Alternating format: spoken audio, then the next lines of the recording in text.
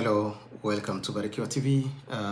My name is Sam. So today we're going to talk about a procedural fairness letter.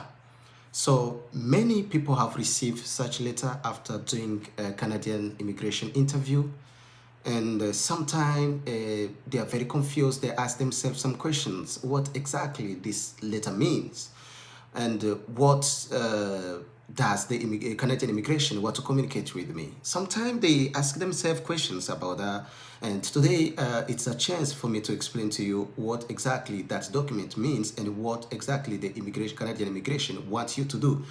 So first of all, let us define what exactly is a procedural fairness letter. The moment you receive a letter from IRCC, this is Immigration, Refugee and Citizenship Canada.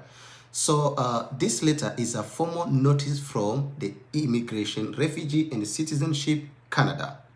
So this, whenever you receive such letter, is after you have done the interview, and then you receive a letter like this in your email, meaning the Canadian immigration is telling you that the officer has a concern about your application that could lead to a refusal. So it gives you a final chance to explain, correct, or provide evidence before a decision is made.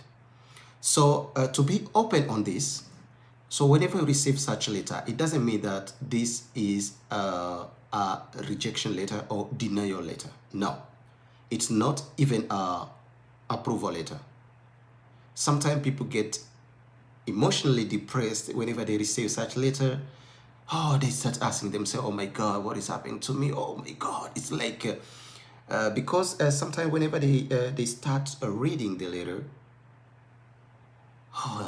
they get frustrated. They say, oh my God, there is a high chance for me to be rejected, or maybe this is a rejection. I will explain to you step by step what exactly the letter means and what the immigration expects you to do. And after you understood the letter, I'm going to tell you some of the strategies that you need to put in place for you to communicate better with the IRCC Canada immigration for them to understand your claim. Okay? So welcome for me. Now I'm going to tell you many things today. So now,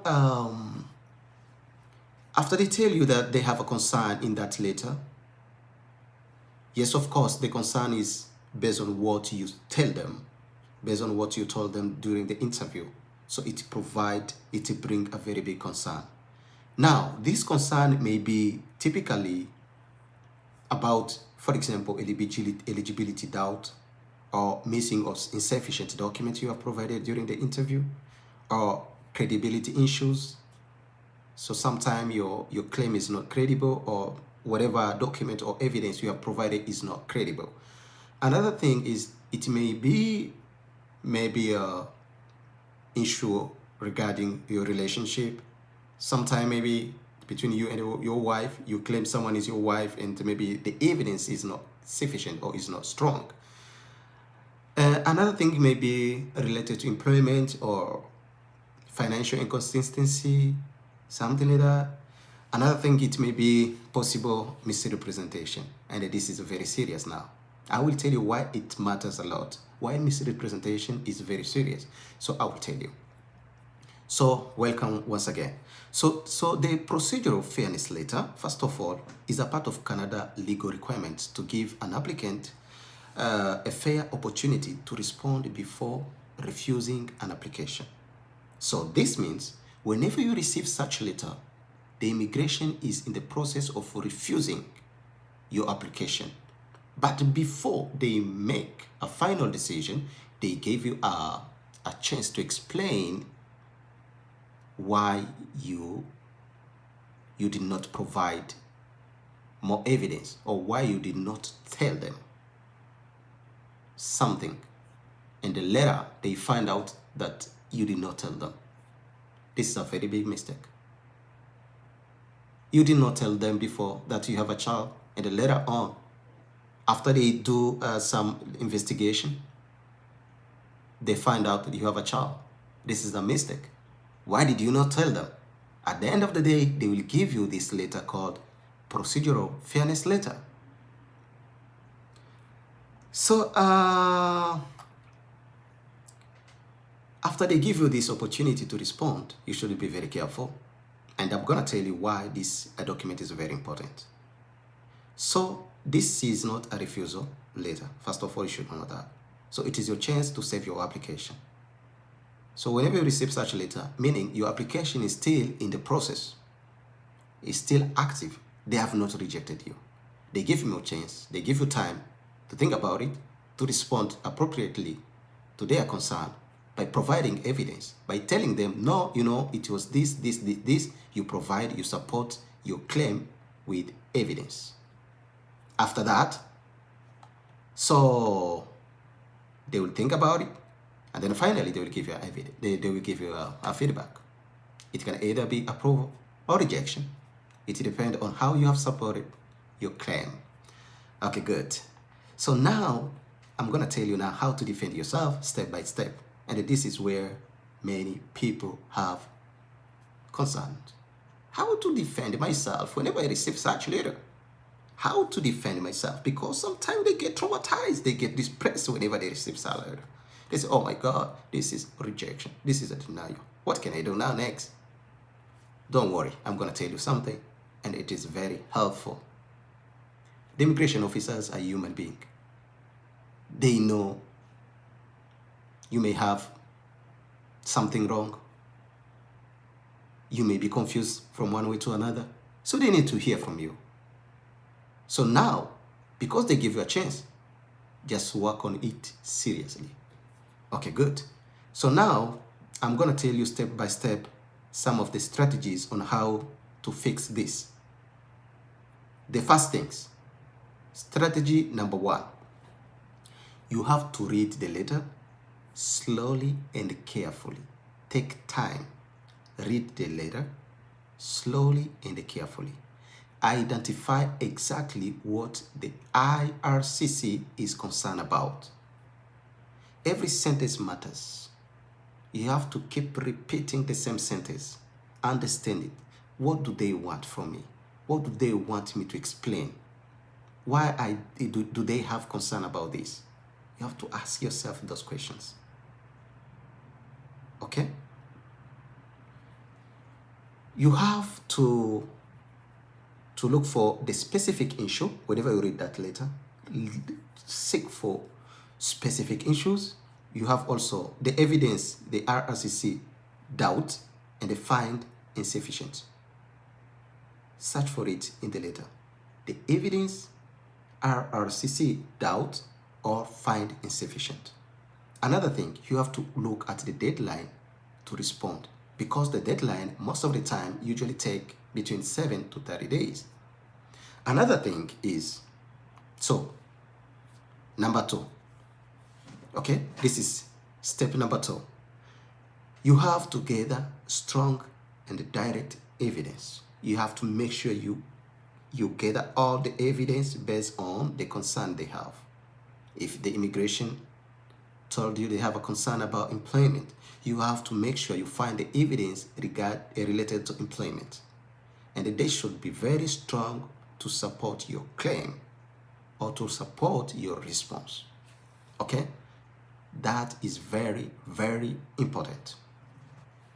For example, if they doubt about employment, so you have to provide something like a pay stub, contract, letters, tax document, and so many other things. Okay?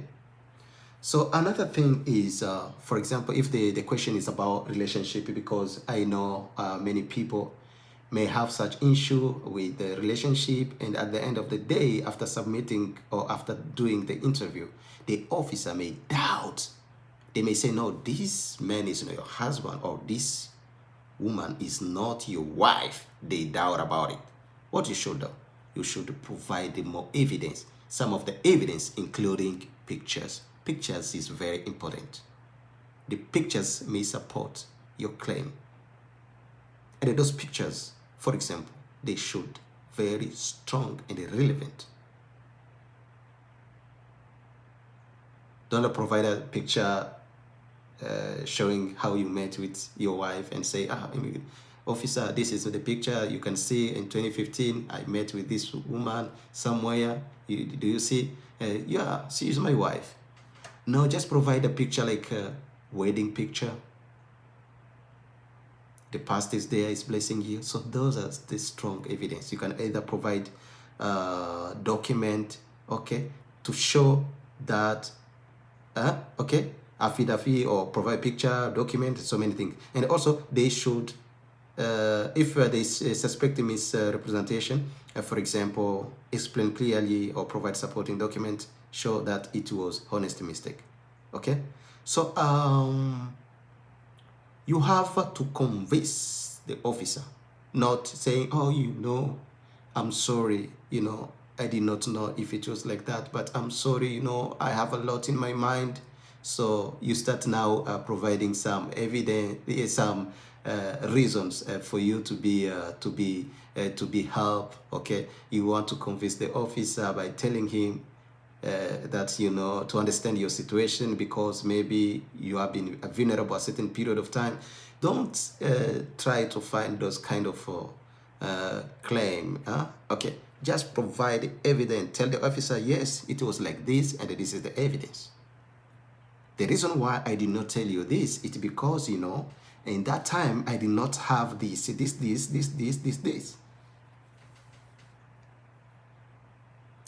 Show the evidence, provide it, defend it. Not, apology. Or if you go like that, my friend, you will see. Oh, apologize me. I'm sorry. Oh, I forgot.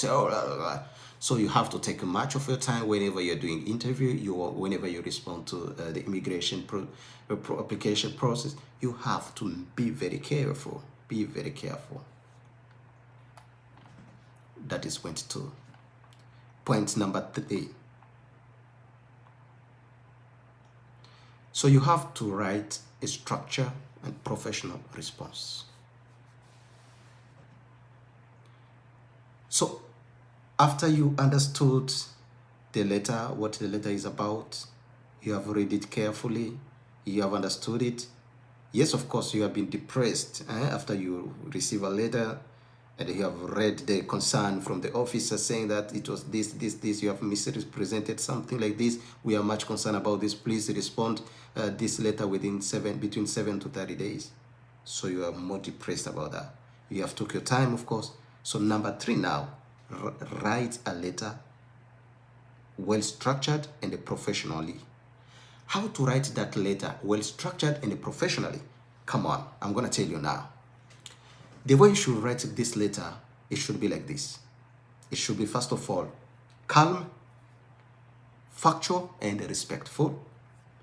So with a strong structure, how the strong structure should be, I'm going to give you some areas that you should look at. The first area is introduction. How the introduction of that letter should be. The introduction should state that you have received the procedural fairness letter. So when you start introducing in the letter, you should tell them that I have received your procedural fairness letter. Another thing that you should include in the introduction in that letter is to confirm that you have understood the concern.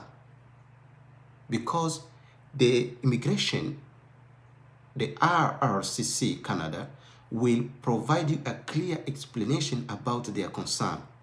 You should also tell them that you have understood their concern, because you're going to respond to what you have understood. You cannot respond to what you did not understand. And then they want you to understand that so that you provide a clear evidence. Another thing is you have to express your intention to clarify with evidence. Provide or express your intention to clarify with evidence. Show them that you are intentionally willing to clarify.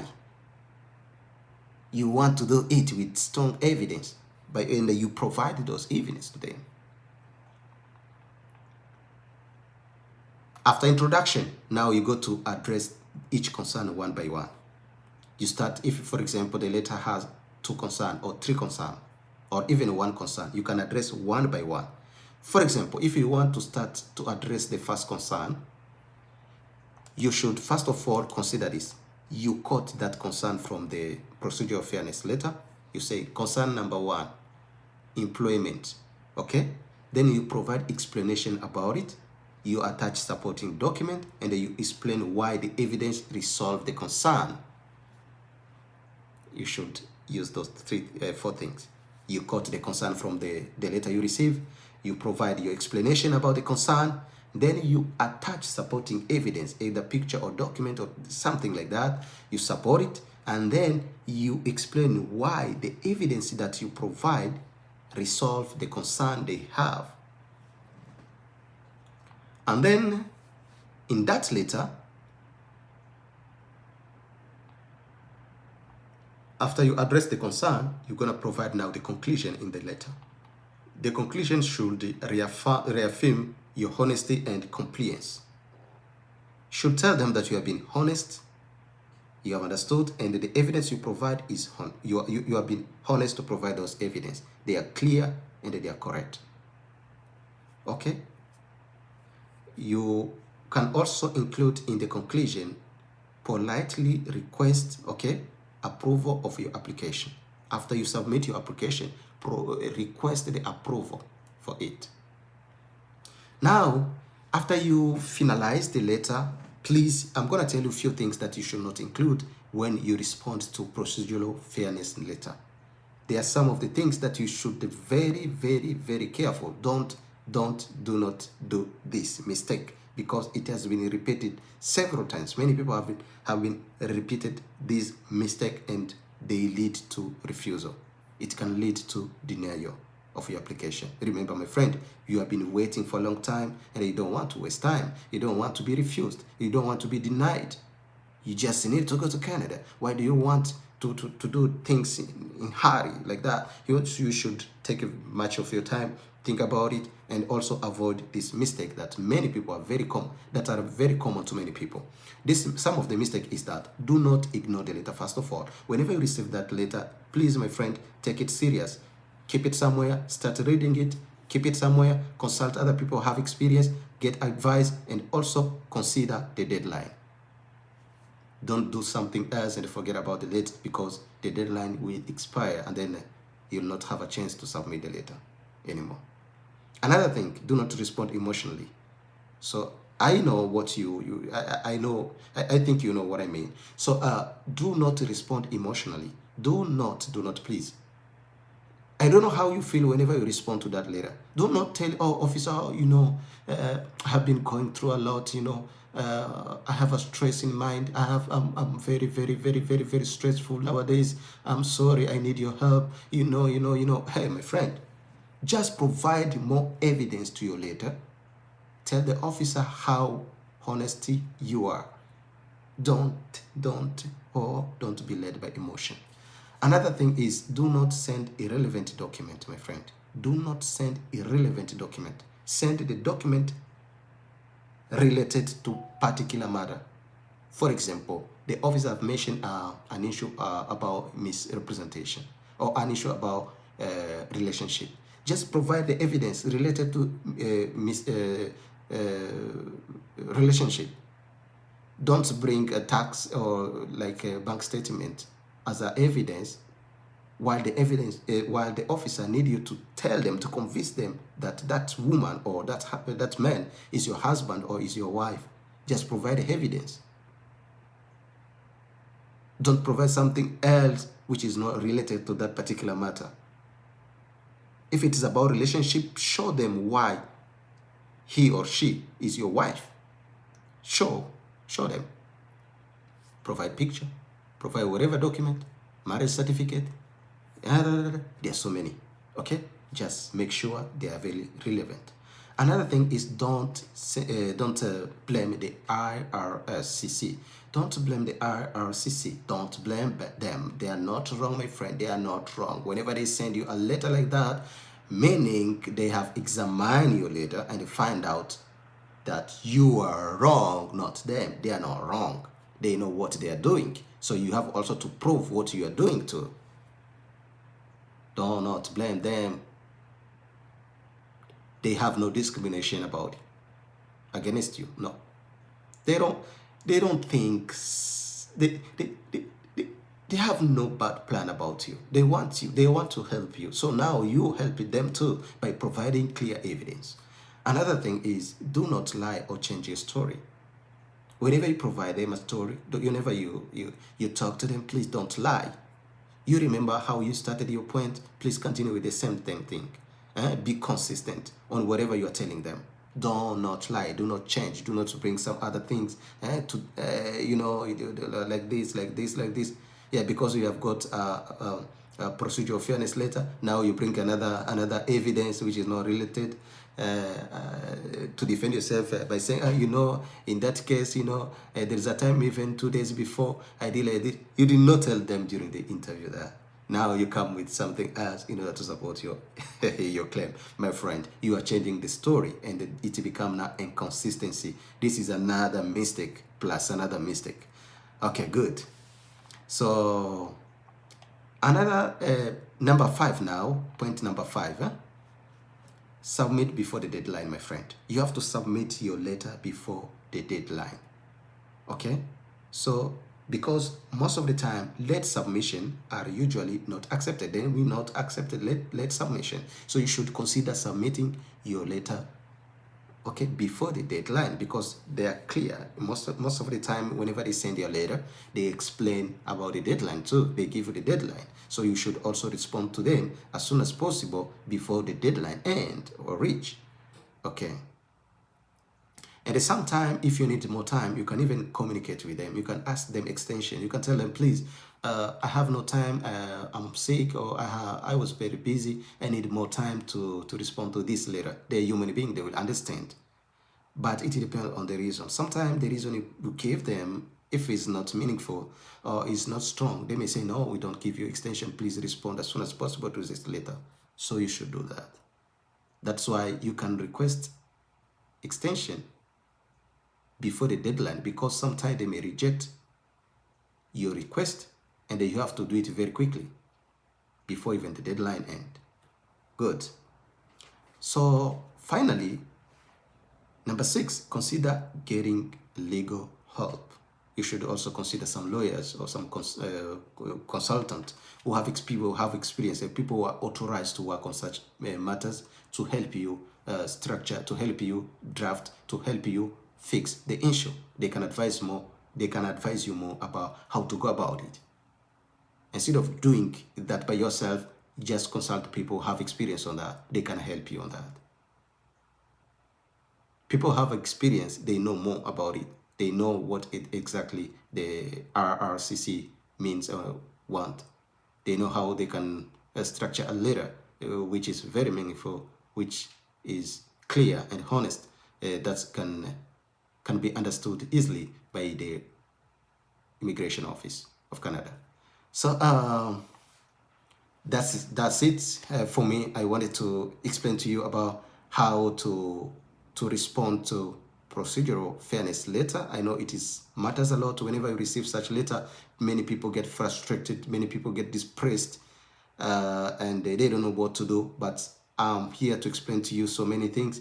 So please don't forget to subscribe to BARIKIWA TV. We are here to help you, explain to you immigration, maybe challenges that you may have, immigration information that you may need. So we are not legal immigration. Me personally, I'm not a legal immigration experience expert, but I'm here to explain to you about a few things only, because one of the mission of BARIKIWA TV is to help you, to explain to you about the immigration visa, to explain to you about the culture, lifestyle of different countries around the world. That is what we normally do here. So please subscribe so that you can't miss the next video, where we will maybe explain another relevant information which is very important to what you're going through or to what you need to do in the future. So please, thank you so much for your time. I appreciate it. Have a good day. Thank you.